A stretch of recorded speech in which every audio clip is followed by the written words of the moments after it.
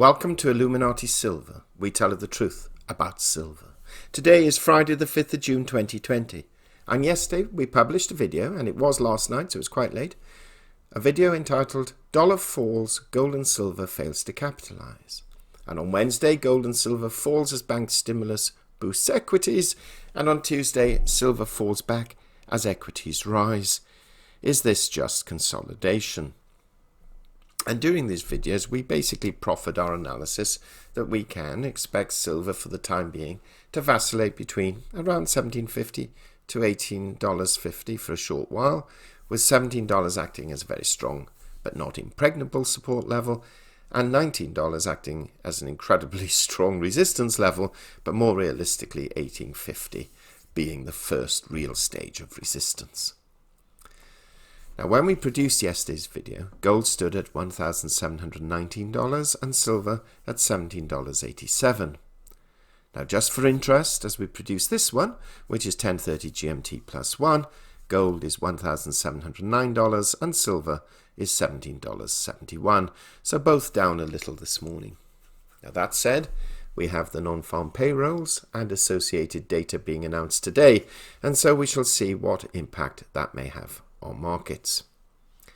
Now, today we're producing two videos. This one will focus on what the ECB did yesterday, and also to briefly cover that just when central banks introduce additional borrowing or money printing via QE or bond buying programs, one should not necessarily expect that currency of that country to fall, nor that hyperinflation is the immediate result.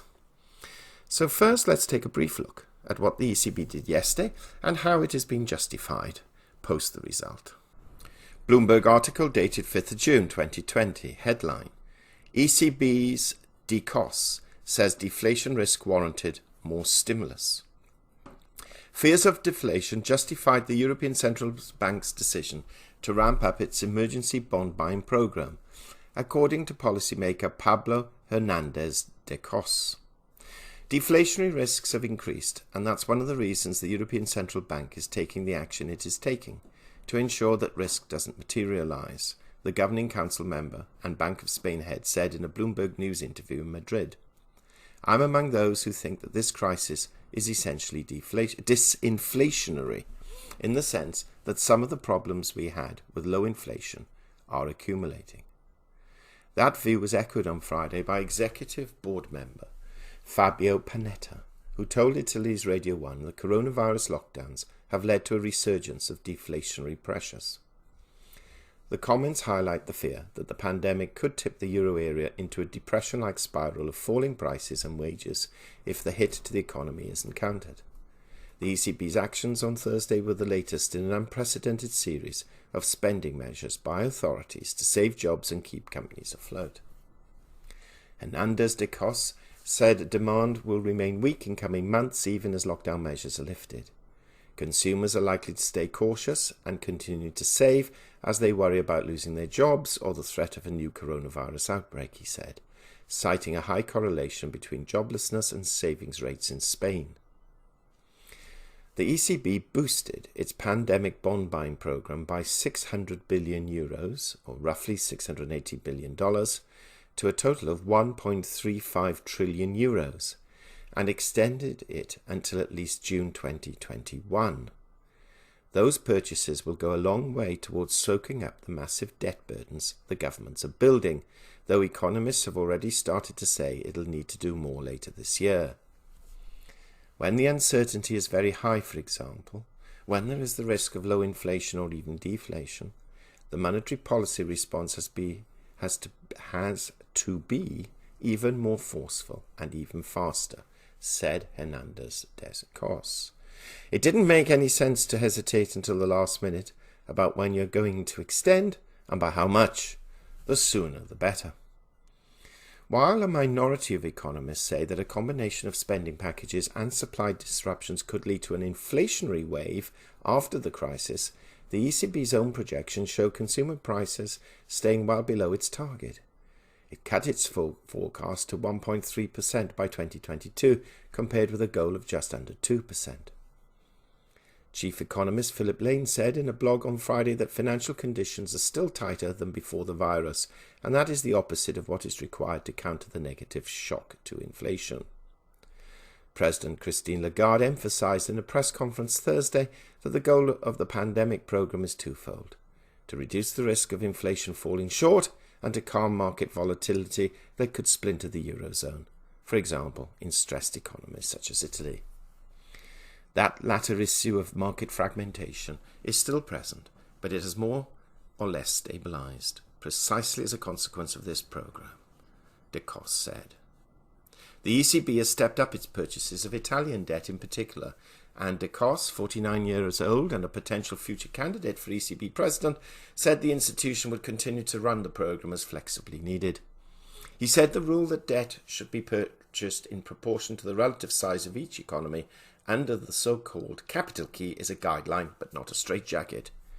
That's a potentially controversial stance because the capital key is largely intended to ensure the ECB doesn't breach European Union law on financing of governments. De Cosse said the central bank could align with the capital key at a later point over the entire life of the programme, but now is not the time to decide. See, the capital key is a benchmark that's there, but it's not a constraint in the short run, he said. Now, what's important is that we're going to continue exercising the full flexibility of the programme without considering the capital key as a restriction.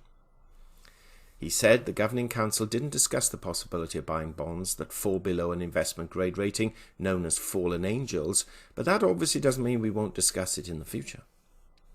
He lauded the spending plans launched by national governments to shore up their pandemic-hit economies and said their programmes are working hand in hand with monetary policy. In this crisis, there's more of an equilibrium, he said. The national fiscal response has been very strong, and the European response is getting progressively better. End of article. Okay, so we can see that the ECB currently fears deflation, more than inflation, at least at present, and so it feels comfortable, if not compelled, to plough additional liquidity into the economy, without the hyperinflation previously witnessed in some smaller countries or economies, or Germany in the early 1920s, for example.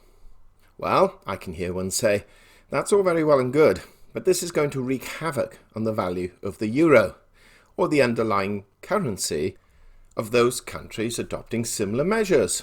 Well, not so fast. Take a look at this article. It may surprise you. Bloomberg article dated June 5th, 2020. Headline: Euro flashes warning amid longest rally since 2011.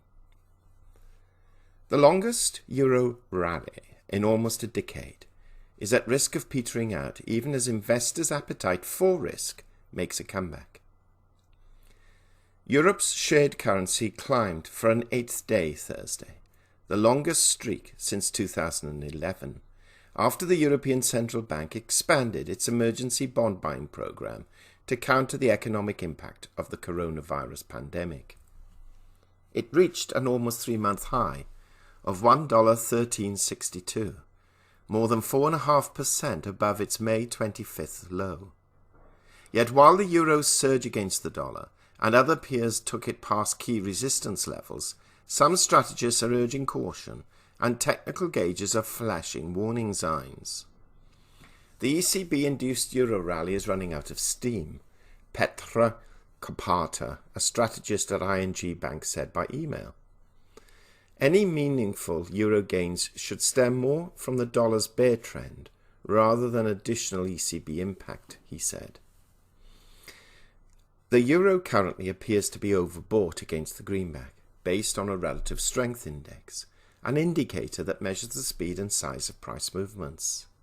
A stochastic gauge, meanwhile, suggests that upward momentum may dwindle in coming sessions as the pair nears its year-to-date high of $1.1495.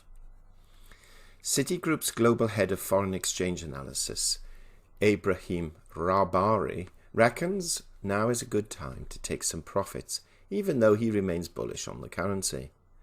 And ABN AMRO's Georgetta Berler says it is premature to expect a continued strong rally in the currency as difficult discussions are ahead on the European Commission stimulus programme. The euro largely traded in lockstep with surging equity markets amid optimism about the prospects for a global economic recovery. Some are concerned that the recent surge in appetite for riskier assets may have gone too far, and that could also weigh on the common currency. There are echoes in the current move of the euro's rebound in late March, when it recovered from its pandemic lows, but then a rally of around 5% in just over a week was followed by a 3.5% slide in a matter of days. Many observers nevertheless remain solid in their bullish calls for the euro. A trio of Société Générale's SA's quantitative models are signalling that the euro is the top group of 10 currency that investors should wager on to rally. Nomura's Jordan Rochester has a high conviction on the euro-dollar pair after last week's flipping to a long position from a short one. And Standard Chartered's Stephen Englander says the euro region is looking more attractive. The currency busted through several key technical resistance levels against its Japanese peers on Thursday.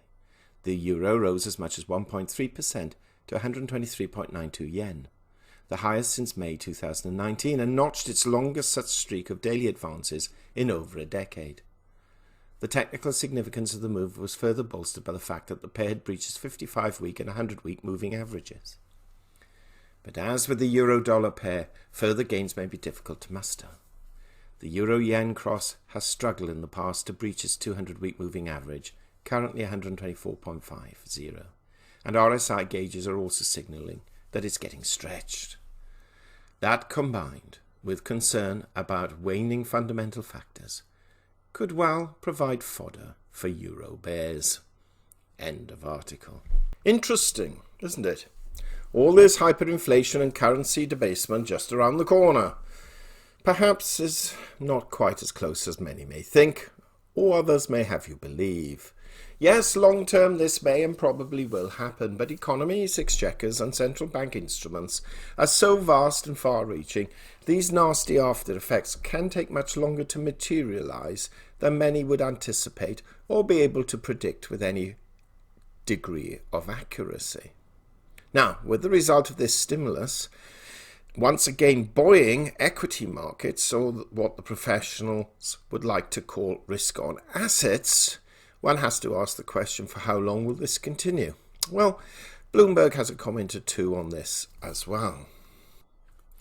Bloomberg article dated 5th of June 2020. Headline: Stocks rally on a flood of stimulus. Havens slump, markets wrap. Stocks rallied while treasuries and the dollar fell, as investors focused on government stimulus and shrugged off an upcoming US jobs report that is expected to show the highest unemployment since the 1930s.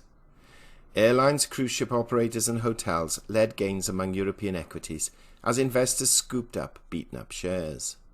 The Stoxx 600 index is heading for its best week in 2 months, and the euro has rallied for 9 days, the longest winning streak since 2004.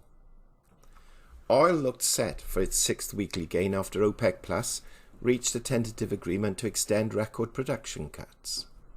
Youth enthusiasm for risk assets was back in the markets on Friday, as investors bet on a global economy awash with stimulus. Fiscal and monetary aid measures from Frankfurt and Berlin exceeded expectations this week, and reports show that Trump administration officials increasingly expect to spend up to $1 trillion in the next round of stimulus. In the background, trade tensions between the US and China appear to be cooling. The pandemic also shows signs of easing in some countries, but continues to spread, adding about 100,000 cases a day. All eyes now turn to Friday's US unemployment report, which traders will scrutinize for signs that the labour market has bottomed. We probably have a window of maybe 3 months where data are going to be continuing to improve, Peter Chatwell, head of multi-asset strategy at Mitsui International, told Bloomberg TV. That is going to drive a very supportive backdrop for credit spreads to keep tightening and for equities to be rallying. Here are some key events coming up. The US labour market report on Friday will probably show American unemployment soared to 19.5% in May. Major market moves. Futures on the S&P 500 index gained 1%. Stocks Europe 600 rose 1.3%. The MSCI Asia Pacific Index climbed 0.7%. And the MSCI Emerging Market Index increased 0.8%. The Bloomberg Dollar Spot Index fell 0.4%. Euro climbed 0.1%.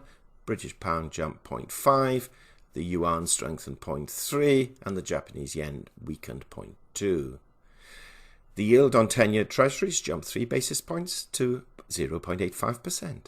The yield on 2-year Treasuries climbed less than 1 basis point to 0.20%.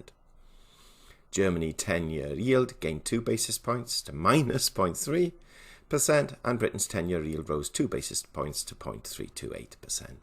And Japanese 10-year yield increased 1 basis point to 0.05%. Interestingly, West Texas Intermediate crude gained 1% to $37.77 a barrel. Brent crude gained 1.5% to $40.60 a barrel, and gold weakened 0.2% to $1,710.31 an ounce. End of article. Now, as we produce this podcast, we can see, for example, that most European and UK markets are up around 2%, providing monthly gains of between 9 and 18%. Quite creditable. Though, admittedly, on an annual basis, those gains are much more modest. But as we have stated over the years, stimulus usually supports equity markets. When stimulus ends, then we start to see a downturn, as the markets tend to look months ahead and then foresee harder times. Of course, this cannot go on indefinitely. We all understand that. But it can go on for much longer than many believe that it should. Now, would we be purchasers of equities today? Not really. Maybe one or two speculative endeavours, but the risk-reward ratio, quite frankly, is too high. Even though equity markets may have a bullish couple of months ahead, it's feasible. We're sticking with gold and silver, resting comfortable in the knowledge that at some stage during this decade, that investment will pay out handsomely. Not perhaps tomorrow or next week or even next month, and maybe not even by next year, but at some stage during the 2020s, we shall all be pleased that we own the currency of nature. Or perhaps better put, nature's currency. What do you think? Do share your thoughts. Thank you so much for listening. If you haven't already done so, please subscribe to this channel. And having done that, kindly press the bell sign so that you're notified of our videos as and when they are published. Further, pop over to our Richard and Greg channel, whereby we placed a new update asking about America post-COVID. And we placed that on that channel late last night. We hope you have found this video interesting and informative. And if so, please give it a thumbs up and share it on social media. Please ensure that you have subscribed to our channel and press the bell sign so that you are notified of any future videos. Also, kindly visit our website at illuminatisilver.com, and if you haven't already done so, please subscribe either as a free or paying member for regular email updates and offers. Disclaimer. Illuminati Silver owners come from a background of banking, international wealth management and economics. Having now retired from these worlds, we are not qualified to give investment advice. Therefore, this and other productions must not be deemed to be giving such advice and merely represent the personal views of its owners.